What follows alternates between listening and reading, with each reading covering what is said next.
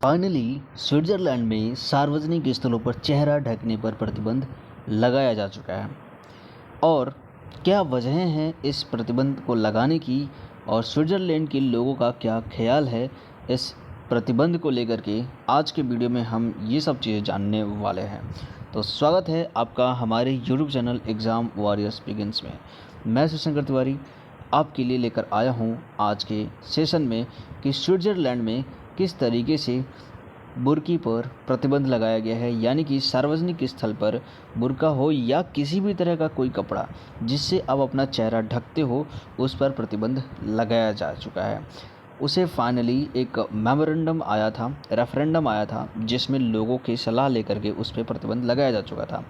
इन प्रतिबंधों को लेकर के क्या विचार है वहाँ के लोगों के और बाकी के लोगों का क्या विचार है, ये सभी चीज़ें हम इस वीडियो में जानने वाले हैं। दोस्तों, अगर आपको ये वीडियो अच्छा लगता है तो डेफ़िनेटली इसे लाइक कर दें।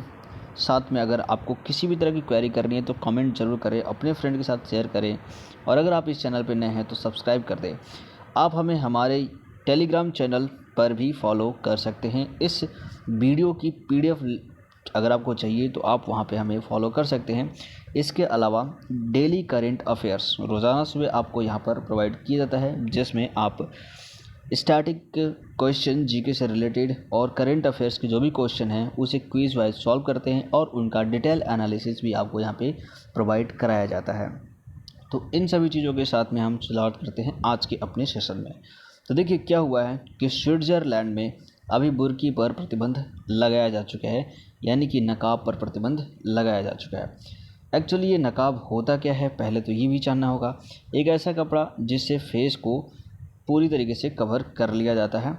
जनरली ये जो चलन है वो मुस्लिम फैमिली से बिलोंग करता है, यानी कि मुस्लिम फैमिली में जो भी लेडीज़ होती हैं वो जनरली नकाब का यूज करती हैं, बुर्के का यूज करती हैं, जिसमें वो अपने पूरे बदन को ढकती हैं।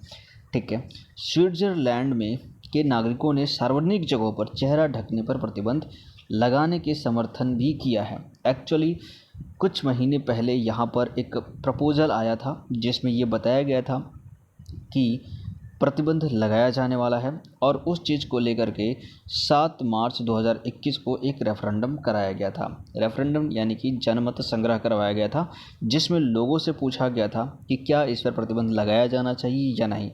तो आपको बता दें कि 51.2% लोगों ने इस चीज़ के पक्ष में वोटिंग की थी और फाइनली वहाँ पर प्रतिबंध लगाया जा चुका है। जनमत संग्रह कराने का रीज़न क्या था, तो आपको बता दें कि जनमत संग्रह कराने का रीज़न ये था कि 1 महीने पहले यहाँ पर बुर्की पर प्रतिबंध लगाने के लिए एक प्रस्ताव लाया गया था, लेकिन कुछ मुस्लिम संगठनों और बाकी के लोगों द्वारा इसके ऊपर आपत्ति जताई गई थी, जिसकी वजह से सरकार ने इस चीज़ को देखते हुए 7 मार्च को एक रेफरेंडम जारी किया। ठीक है, 7 मार्च को यहाँ पे रेफरेंडम जारी किया गया और उस हिसाब से यहाँ पर रेफरेंडम का जो रिज़ल्ट आया फाइनली, उसमें 51% लोगों ने इसके पक्ष में वोटिंग की है और इसलिए इस तरीके से ये बिल पास हो गया। ठीक है, आगे देखते हैं स्विट्ज़रलैंड में रहने वाले लोगों का क्या कहना है, इसके बारे में भी आपको जानना चाहिए। एक्चुअली स्विट्ज़रलैंड में जो है मुस्लिम आबादी है वो लगभग 5.2% है। ठीक है, और वहाँ पे बुर्का पहनने वाले लोगों की संख्या भी कम है। फिर भी मुस्लिम को का जो है वहाँ पे जो भी मुस्लिम संगठन है उनका मानना है कि यह बैन पूरी तरीके से गलत है और इससे दुनिया में ये संदेश जाएगा कि स्विट्ज़रलैंड जो है वो इस्लाम विरोधी देश है। एक्चुअली आपको पता होना चाहिए कि जो भी आप देखते हो इंडेक्सेस जो आते हैं, जहाँ पे लिविंग इंडेक्स होती है या फिर हैप्पी इंडेक्स आती है जिसमें लोग खुशहाली की बात की जाती है, तो वैसे लिस्ट में स्विट्ज़रलैंड टॉप लिस्ट में आता है। ठीक है, वैसे में आप देखेंगे कि स्विट्ज़रलैंड जो है वो टॉप में आता है, जहाँ पर लोग काफ़ी खुशहाल होते हैं, लोगों का जीवन स्तर काफ़ी अच्छा होता है। एक्चुअली स्विट्ज़रलैंड है भी काफ़ी अच्छा जगह जहाँ पर लोग काफ़ी शांति प्रिय से रहते हैं। तो ऐसे देश में इस तरह की चीज़ें होना एक अजीब सी चीज़ होती है किसी अगर धर्म के ख़िलाफ़ की बात की जाए तो।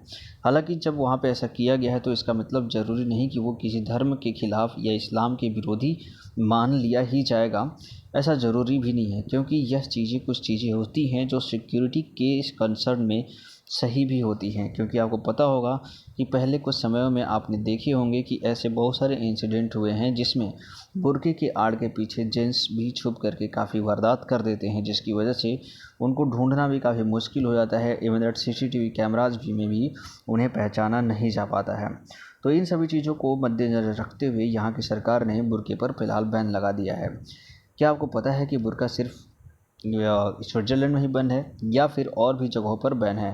तो डेफिनेटली बुर्का सिर्फ स्विट्ज़रलैंड में नहीं, बल्कि इसके अलावा आप अभी रिसेंट में फ्रांस भी काफ़ी चर्चे में रहा था, जब वहाँ पर एक इस्लामिक कट्टरपंथी विचारधारा का रखने वाला एक व्यक्ति ने एक टीचर की हत्या कर दी थी।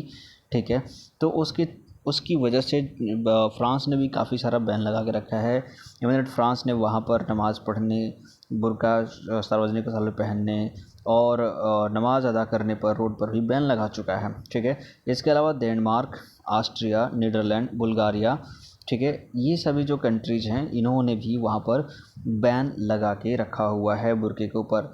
फ़िलहाल आपको ये भी पता होना चाहिए कि श्रीलंका भी इस चीज़ के लिए प्रपोजल ला चुका है। तो फाइनली बुर्के पर प्रतिबंध लगाने का देशों का मकसद सिर्फ इतना ही होता है कि वो अपने यहाँ पर होने वाली इस्लामिक कट्टरता और उसकी आड़ में छिप करके जो भी आतंकवादी गतिविधियाँ की जाती हैं उनके ऊपर लगाम लगाया जा सके।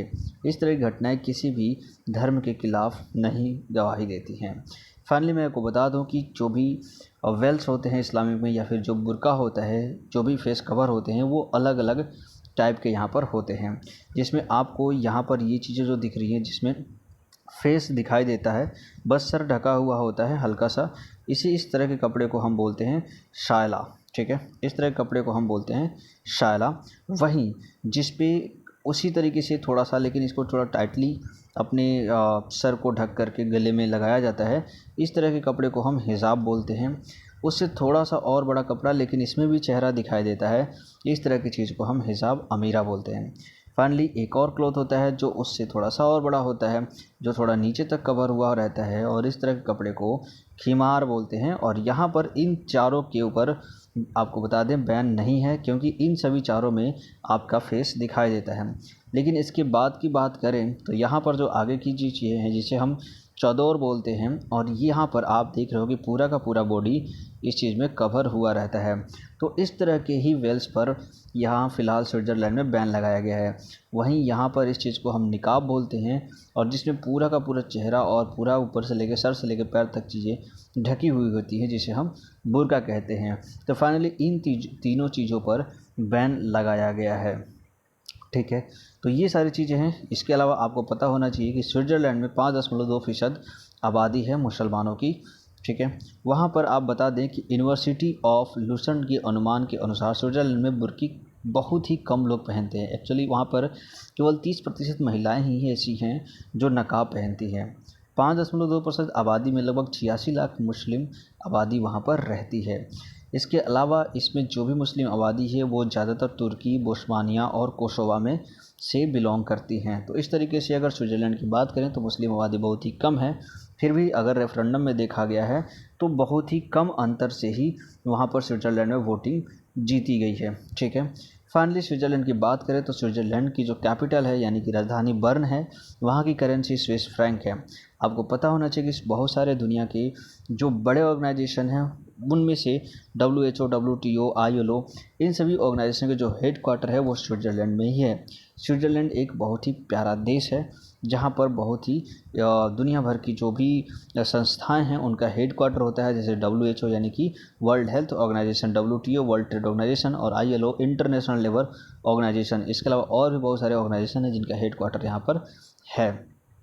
तो फाइनली ये सारा डिटेल हमने आपको बता दिया है और ये चीज़ें ख़त्म हो चुकी हैं। अगर आपको ये वीडियो अच्छा लगा है तो डेफिनेटली लाइक कर दें, और अगर अपने वीडियो पे नए हैं तो सब्सक्राइब करें। तब तक हमारे साथ आप बने रहिएगा। आपका दिन शुभ रहे। जय हिंद, जय भारत।